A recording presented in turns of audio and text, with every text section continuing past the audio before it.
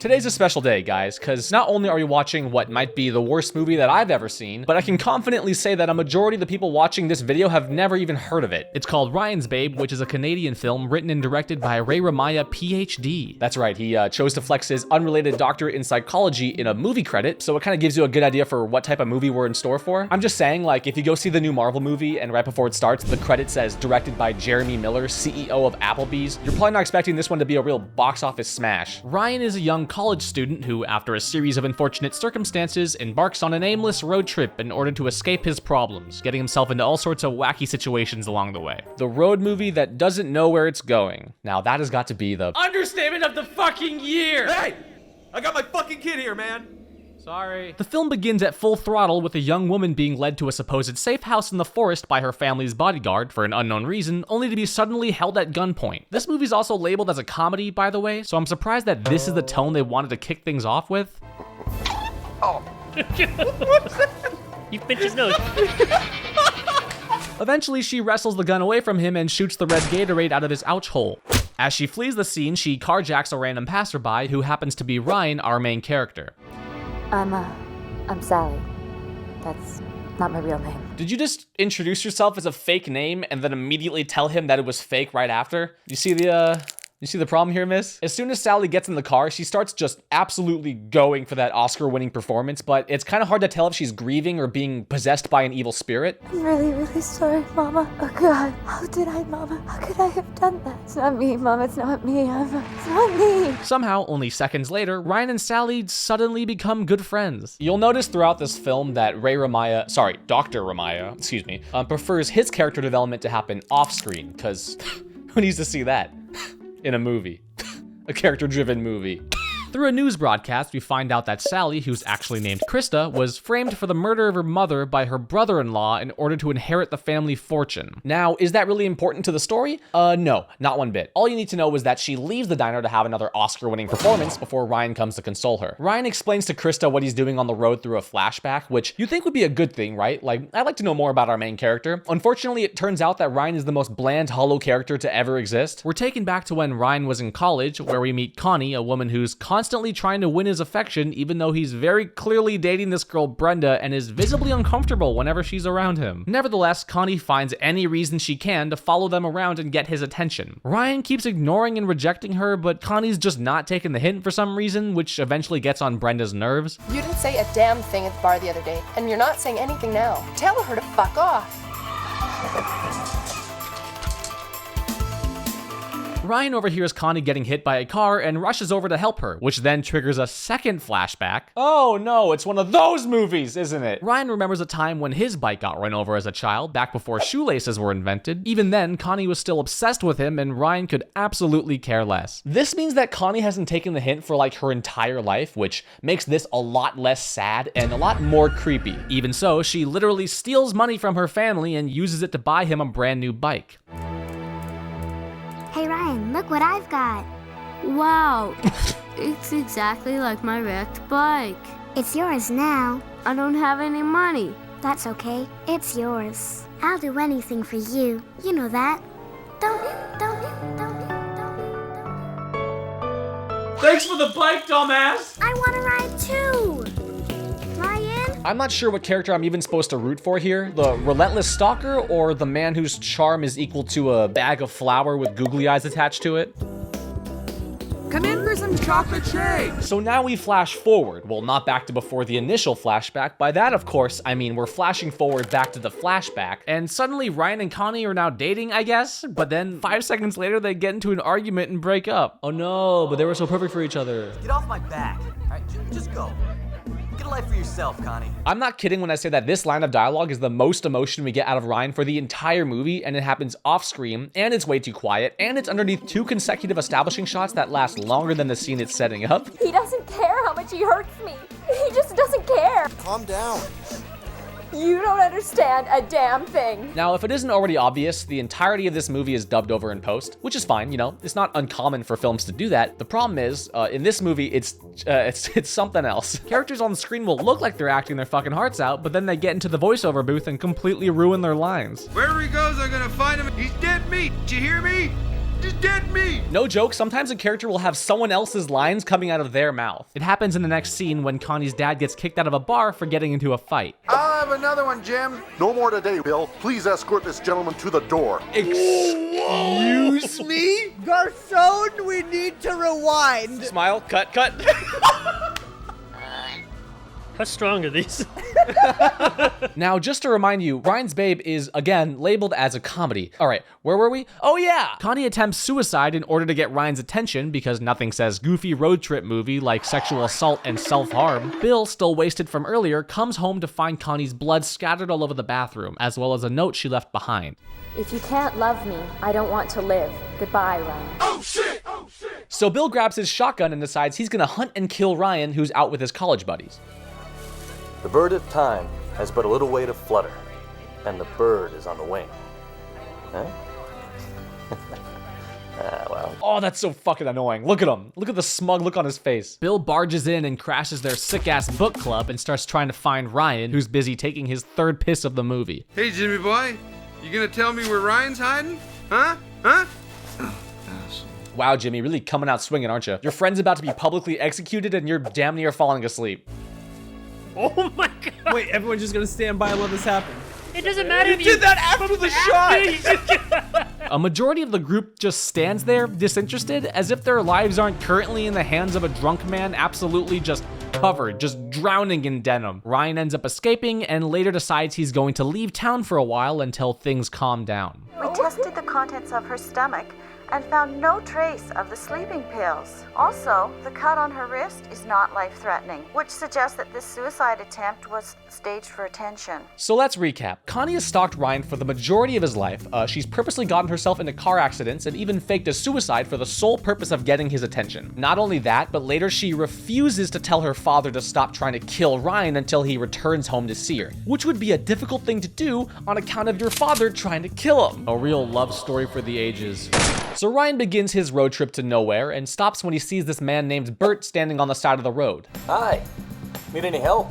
Yeah, I got a flat, but no jack. This next scene just really infuriates me. He gets out of his car and helps Bert with his tire, right? His wife, however, takes a look at Ryan's car and tries to trade with him. How much do you want on top of our car? Marianne, don't start with this again, all right? Don't listen to Bert.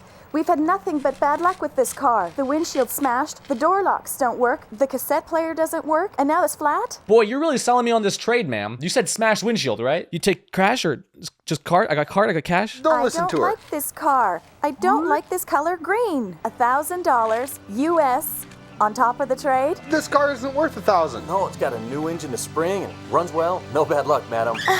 It's a deal. Wait, is that just what? You have a broken car now. That's a steal. It is a Time steal. for my indefinite road trip with my new shit car that I still have to fix. He's literally smiling and looking around the interior of the car like all giddy. It even comes with dry puke on the dash. Normally you have to install that yourself. Local stores have been finding counterfeit American $100 bills for the past few days. The counterfeiters, a couple in their mid-30s, bought a used car and paid $5,000 in phony US $100 bills. I love that his reaction to this is just, oh, geez. That's called Canada rage. Yeah. One more. Yeah. Oh no, that's evidence. Paper trail. That's evidence. No! That's evidence. An actual paper trail. So Ryan eventually runs into Krista, and that's how we get to the beginning of the film. Before Ryan takes Krista to her flight, they have dinner and she gives him some helpful advice. I've gotten into more trouble by running away from the situation. I think you should face them and prove your innocence. You're right. Then Krista leaves, and Ryan reads a letter she gives him on the way out that literally gives him the exact same advice. Please don't run away. I've gotten into more trouble by running away from the scene rather than face them and prove my innocence. You're right. That's not even a prop, is it? He's just holding the script. It's just the lines from the last scene. As Ryan's leaving, he bumps into a guy with a limp who looks exactly like him. And as it turns out, he's also the son of a vicious drug lord. And then coincidentally, Ryan hurts his ankle tripping over an imaginary rock, so now he's limping. And then he gets kidnapped by a rival gang during one of the most nonchalant kidnappings of all time.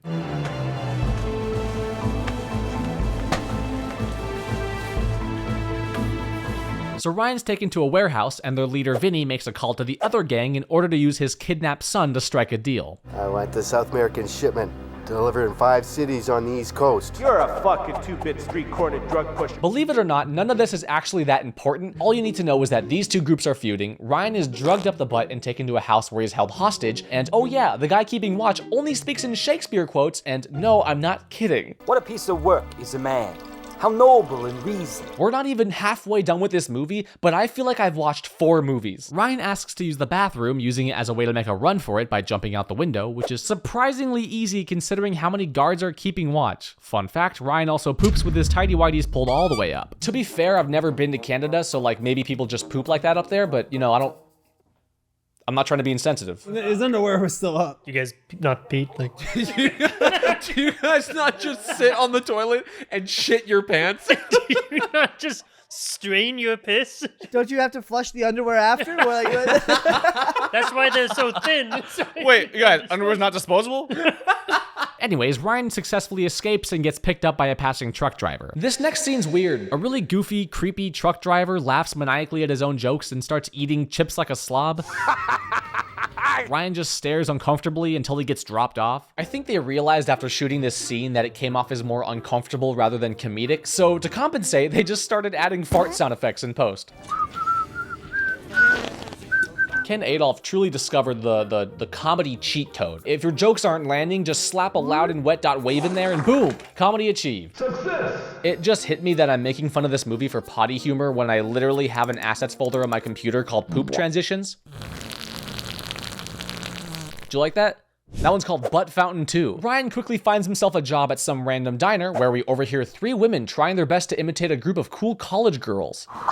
Okay, so I got this totally cool idea for this new cheer we should do. Hey guys, look, that's the guy that attacked Jenny on campus. It's totally him. That's right, we're copying the premise from 15 minutes ago. Ryan's new boss gives him a place to stay the night, and yet again, he gets attacked in another weirdly silent ambush.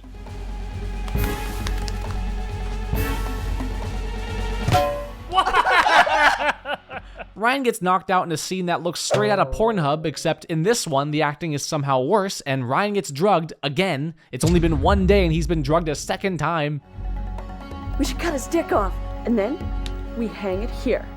When he wakes up, he'll see the hanging dick. That's a pretty insane first pitch. Ooh, Tina, love where your head's at, but I think I draw the line at hanging up penises like Christmas decorations. Jenny, come on, what do you want to do with this guy? It's the wrong guy. Lucky he didn't cut his dick off. What do we do? Come on, guys, what do we do? This girl's oddly scared of getting caught for someone that used her own school's cheer outfit as a disguise. So the girls bring him all the way down to Arizona and dump him in a women's restroom, and he sort of just shrugs it off like it's no big deal. Ryan ends up meeting a fellow Canadian who gives him a ride, and also, you guessed it, a new job, almost immediately. Just like the fucking last time. Meanwhile, Ryan's mom is worried after finding out about all the crazy stuff Ryan's going through on his trip. My son was carjacked, kidnapped at gunpoint. He lost everything. Now he's disappeared without a trace. I don't want to see your face. Get out. She finally gets a call from Ryan and finds out that he's doing well and has decided he wants to stay in Arizona. Meanwhile... Oh my god. Oh my god. Oh my god. Okay. Patton Oswalt. You look like a piece of shit. You missed a hotel appointment last night, pissed off one of my clients. That ring holds Asian powers for sure. Maybe I should quit. What? Do you know how much power is in these rings? So this woman, Sam, is a prostitute that Ryan becomes friends with. We get a little montage where we see Ryan living out his new life in Arizona, spending time with Sam and her daughter while simultaneously working his new hotel job. Now, I feel like anyone watching this movie can deduce that Connie, although dealing with a lot of internal issues, is not a good person that we have any reason to root for. I know that. You know that. The director, however, he doesn't know that. He keeps sprinkling in these random scenes of her looking sad in a bunch of different locations, but it's hard to feel bad for Connie considering she's the cause of all Ryan's problems and still hasn't told her father to stop hunting him down. Well, I'm off to kill Ryan today.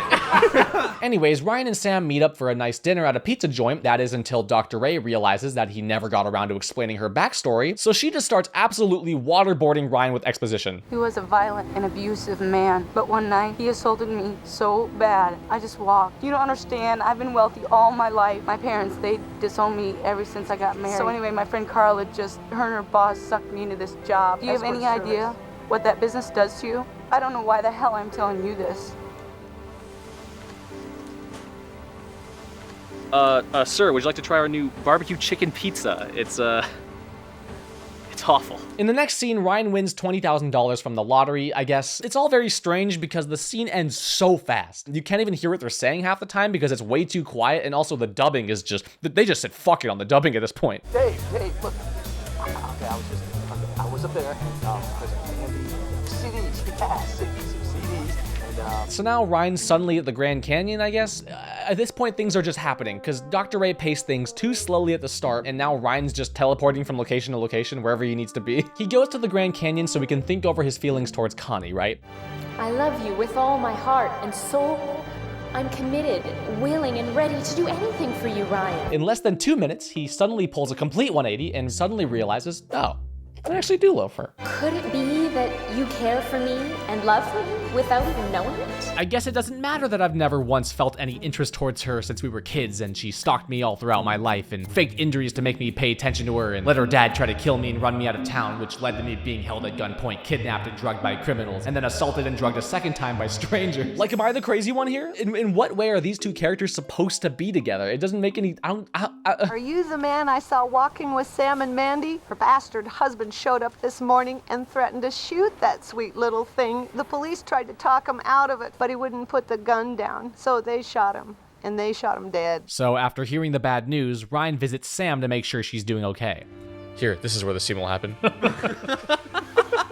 Ryan tells Sam that he's gonna head back to Canada. Before he leaves, he gives her an envelope with the $20,000 lottery winning so that she can go back to nursing school. You could have had him work for the money, not just like, I have the money, here you go, bye. He was doing like 4 fucking jobs. You could have just said like, yeah, he earned the money. That's what I'm thinking, like, it would also be like, he's such a good guy, he worked really hard. Yeah. But no, like he just got the lottery. I love you, Ryan. Can't hear you, driving. Ryan was almost killed 3 times. I understand now how you feel. I never gave Ryan a chance. Do you want some coffee and talk? I truly can't tell what's worse, Bill trying to kill Ryan or Ryan's mom trying to kill the English language.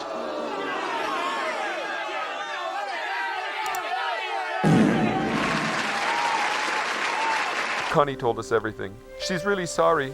Some good news for Ryan for a change, eh? How did she go from my son almost died to smiling and laughing about it like it was a goofy misunderstanding? That's classic Bill. Almost killed my freaking son out there, you goofball.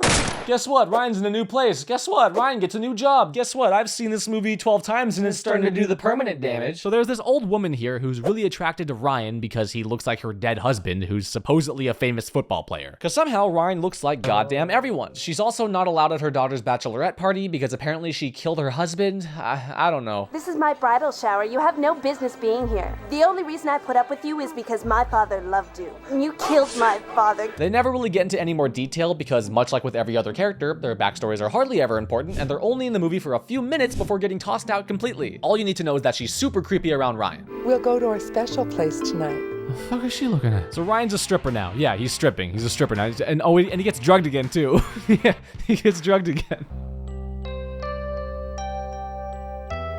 Oh no. You are one happy young man, just like my Mike. Everyone must like you. Wow. You know, when I found out about this wacky road trip adventure movie, the last thing I expected was for part of Ryan's hijinks to include being drugged various times and being straight up sexually assaulted.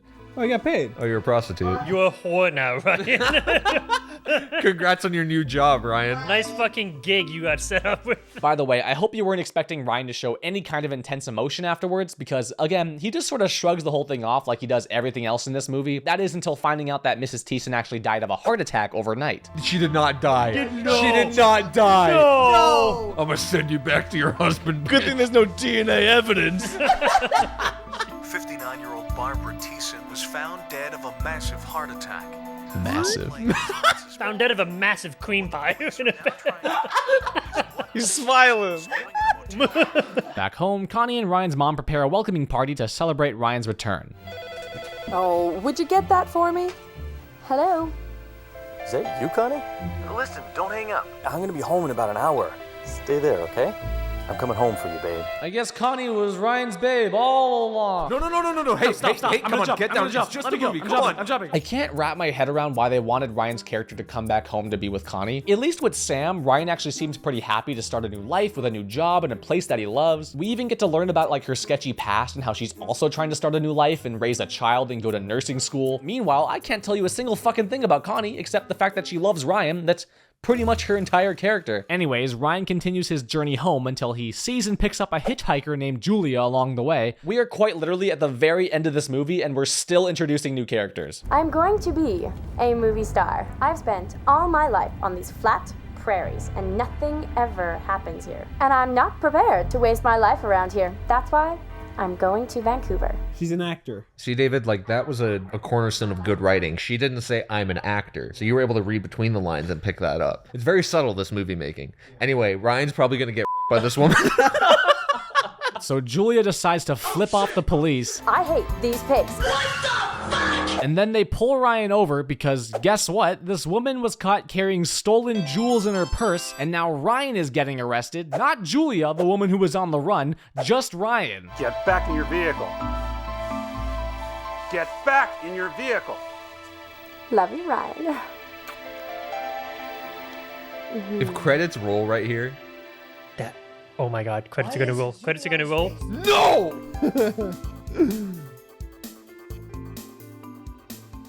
And that was Ryan's babe. I need a knife. That is literally how the movie ends. Absolutely zero closure from start to finish. All we get is Ryan's smiling fucking face at the end, like he's taunting us. I don't even know what to say. I don't know what to say, you know? Except... Wow. Several weeks had gone by, but I just couldn't get over how horrible that movie was. I had so many questions, but if I've learned anything from Ryan's journey, it's that sometimes you just gotta get some fresh air and think things over. And also, Canadians definitely poop with their underwear pulled all the way up. That's a fact. I know those two things to be true now.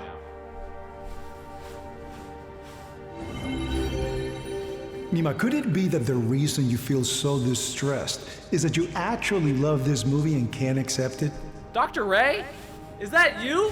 Why, of course it is. I'm here to help you come to terms with your undying love for my movie.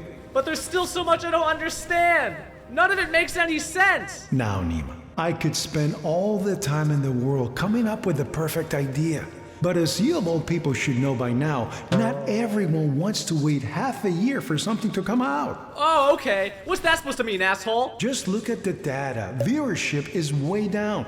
Your audience retention is downright embarrassing. All right, you know what? Yeah, I'm done. I knew this was a bad idea. And can we talk about the search engine optimization? For the love of God, man.